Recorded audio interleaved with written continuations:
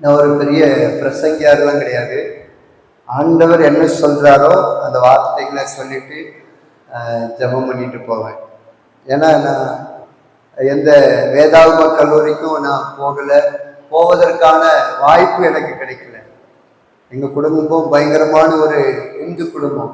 நான் ஏற்கனவே சொன்னேன், எங்கள் தாத்தா கோயிலில் சாமி ஆடுவாங்க, எங்கள் பெரியப்பா கோயிலில் சாமி ஆடுவாங்க. நானும் அவங்களோடு கூட சேர்ந்து கோயில் கூட அப்படின்னா பால் குடம் கட்டுவேன். ரொம்ப பக்தியில் ரொம்ப வைராக்கியமாக இருந்தேன்.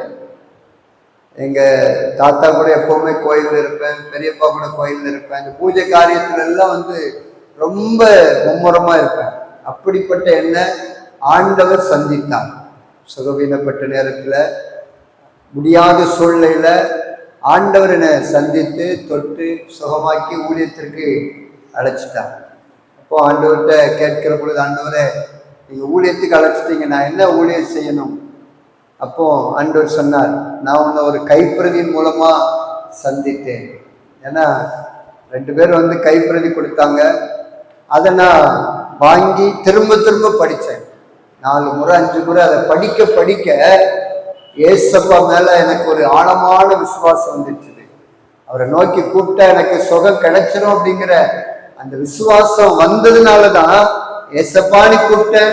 அவர் வந்தாரு, தொட்டாரு, சுகமாக்கினார், ஊழியத்திற்கு அழைத்தார்.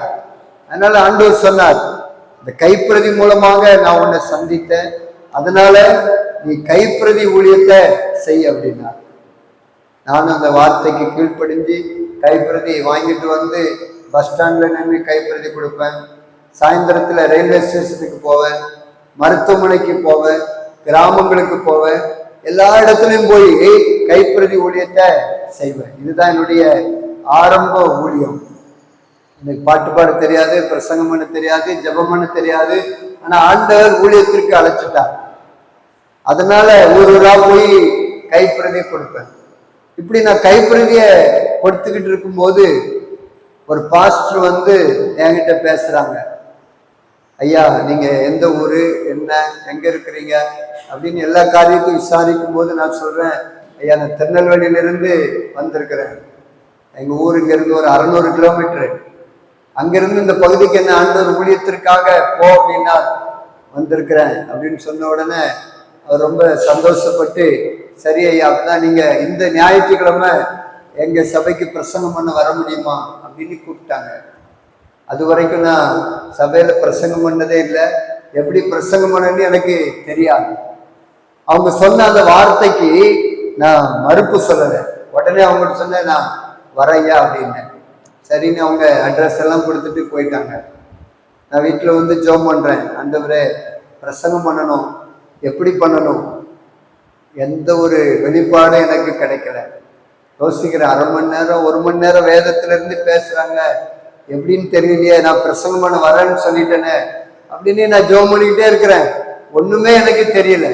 அதுக்கப்புறம் சரி அந்த பாஸ்டர்டியாவது போய் சொல்லிட்டு வந்துடலாமா அப்படின்னு யோசிக்கிறேன். நான் எனக்கு பிரசங்கம் பண்ண தெரியாதையா, நீ கேட்ட உடனே சரின்னு சொல்லிட்டேன், என்னால முடியாதுன்னு சொல்லிடலாமான்னு நினைக்கிறேன். ஆனாலும் உள்ளுக்குள்ள இருந்து ஒரு சத்தம், பேசுகிறவர் நீங்கள் அல்ல, உங்களுக்குள்ள இருந்து ஆவியானவர் பேசுவார் அப்படிங்கிற அந்த சத்தம் எனக்கு வந்துகிட்டே இருக்குது. சரின்னு ஜெபம் பண்றேன், ஒன்னும் தெரியல. சரி சாட்சியாவது சொல்லிட்டு நம்ம ஒரு ஜெபம் பண்ணிட்டு வந்துடணும் அப்படின்னு முடிவு பண்ணிட்டேன். ஞாயிற்றுக்கிழமை காலையில 4 மணிக்கெல்லாம் எழும்பிட்டேன். எழும்பி ஜெபம் பண்றேன். அப்போ கூட ஆண்டவரே எனக்கு பிரசங்கம் பண்ணணும், எப்படி பிரசங்கம் பண்ண எனக்கு கற்றுத்தாங்க அப்படின்னு ஜெபம் பண்ணிக்கிட்டே இருக்கும்போது ஒரு வெள்ளிய சத்தம் என் காதுல கேட்குது. ஆபிரகாமை பத்தி பேசு அப்படின்னு ஒரு சத்தம் வருது. உடனே நான் என்ன பண்ணேன்னா ஆபிரகாம் பத்தி எடுத்து வாசிக்கிறேன். ஆதியாகமம் 12ல இருந்து அப்படியே வாசிக்கிறேன். வாசித்தா கூட ஒரு தெளிவு இல்லை, ஒரு திருப்தி இல்லை. சரின்ட்டு அங்க போய் உட்கார்ந்துருக்கிறேன். அங்க உட்கார்ந்துருந்தா அந்த பாஸ்டர் என்னைய புகழ்ந்து பேசுறார். இன்னைக்கு நமக்கு நல்ல ஒரு வார்த்தை கொண்டு வருவதற்கு ஆண்டவர் திருநெல்வேலியிலிருந்து ஐயாவை கொண்டு வந்திருக்கிறார். அதனால ஐயா இன்னைக்கு விசேஷித்த வார்த்தையை உங்களுக்கு கொடுக்க போறார் அப்படின்னு என்னை பத்தி புகழ்ந்து பேசுறார். எனக்கு மனசுல பயம். ஏன்னா அது வரைக்கும் பிரசங்கம் பண்ணதில்லை, எப்படி பண்ணணும்னு எனக்கு தெரியாது. பயந்துக்கிட்டு ஜெபம் பண்ணிட்டு உட்கார்ந்துருக்கிறேன். அந்த பிரசங்கம் நேரம் வந்தது, மைக்கு கொடுத்தாங்க. நான் வாங்கி கண்ணை மூடிட்டு ஜெபம் பண்ணேன், அவ்வளவுதான் தெரியும். அடுத்தது 3/4 மணி நேரம் கழிச்சுதான் வந்து நான் தான் பேசினேனா அப்படின்னு எனக்குள்ள ஒரு உணர்வு வந்தது. அல்லேலூயா. பாருங்க, முதல் பிரசங்கமே 45 நிமிஷம் பேசினேன். எனக்கு எதுவுமே தெரியாது. ஆனால் ஆவியானவர் என் மூலமாய் ஜனங்களோடு கூட பேசினான்.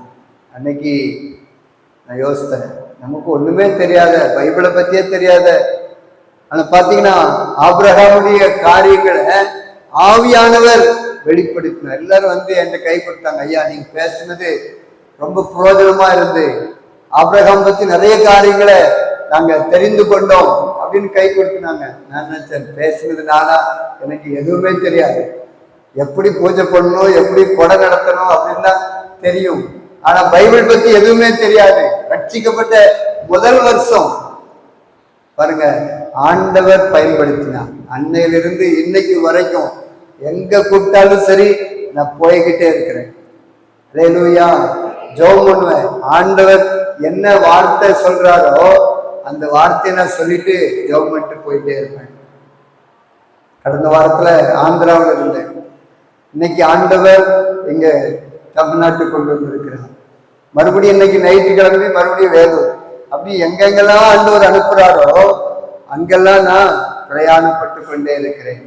எதுவுமே தெரியாது. ஆனா ஆவியானவர் என் மூலமாய் பேசிக் கொண்டிருக்கிறார்.